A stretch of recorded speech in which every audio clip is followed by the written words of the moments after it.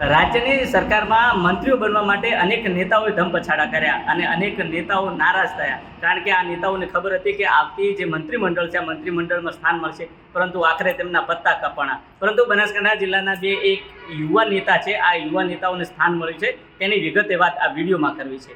વૈષ્ણવજન તો તેને કહીએ જે પીડ પરાઈ જાનાને રે.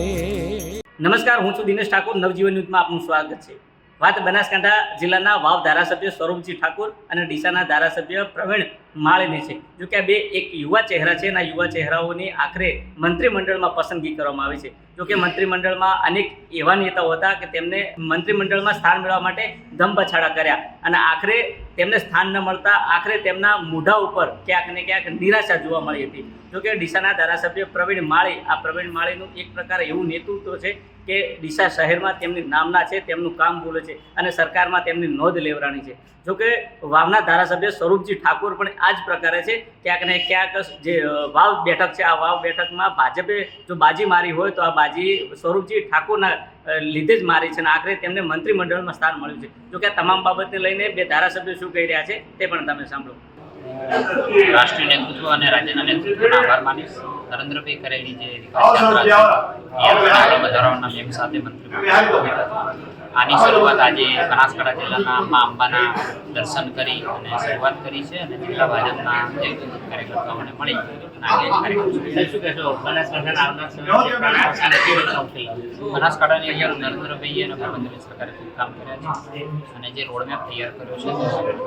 આજે પાલનપુર ચડોતર ખાતે જે આપણા ભૂપેન્દ્રભાઈની સરકારની અંદર જેમને કામ કરવા માટે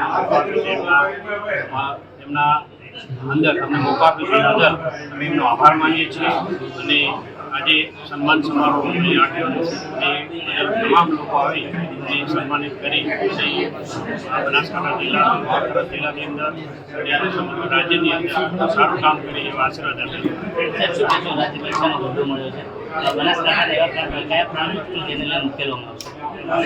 અહીં બનાસકાંઠાના હોય સમગ્ર રાજ્યની અંદર જે પણ વિકાસના કામ હોય, જે પણ જરૂરિયાત હોય એ અમે સમગ્ર સાથે રહી ઠાકોર સમાજમાંથી આપને પસંદગી કરી છે. ક્યાંક અનેક નેતાઓની પણ કાપણી થઈ. ઠાકોર સમાજ ઠાકોર સાહેબનો અને નેતૃત્વનો આભાર માનીશ. એમના નેતૃત્વ નીચે મને આજે જે સંગઠનની અંદર અમે કામ કર્યું છે એ કામ દ્વારા અમને ઠાકોર સાહેબે જે માર્ગદર્શન આપ્યું છે એ માર્ગદર્શન દ્વારા આજે અમને ભારતીય જનતા પાર્ટીની અંદર અમને એક મંત્રી તરીકેનો જે રાજ્ય કક્ષાનો જે હોદ્દો આપ્યો છે વિશેષ નેતૃત્વનો પણ આભાર માનીશ. પણ જે અલ્પેશજી ઠાકોર સાહેબે જે અમને આ માર્ગદર્શન આપ્યું છે અને લોકોની સેવા કરવા માટે જે સરકારમાં મંત્રી બન્યા છે એટલે અલ્પેશજી ઠાકોર સાહેબનો પણ ખૂબ આભાર માનું છું. એમના માર્ગદર્શન હેઠળ અને એમની લાઈનથી આજે ભારતીય જનતા પાર્ટીની અંદર મંત્રી તરીકે અમને જવાબદારી આપી છે અને જવાબદારી શ્રેષ્ઠ લોકો બની.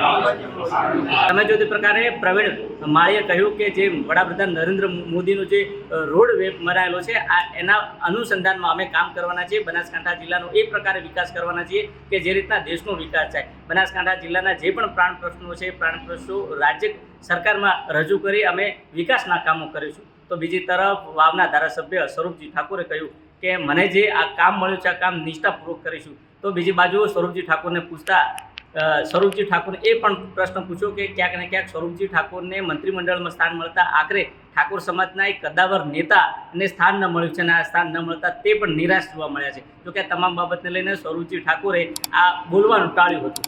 આ જ પ્રકારના સમાચાર માટે જોતા રહો નવજીવન ન્યૂઝ. નમસ્કાર. વૈષ્ણવજન તો તેને કહીએ જે પીડ પરાઈ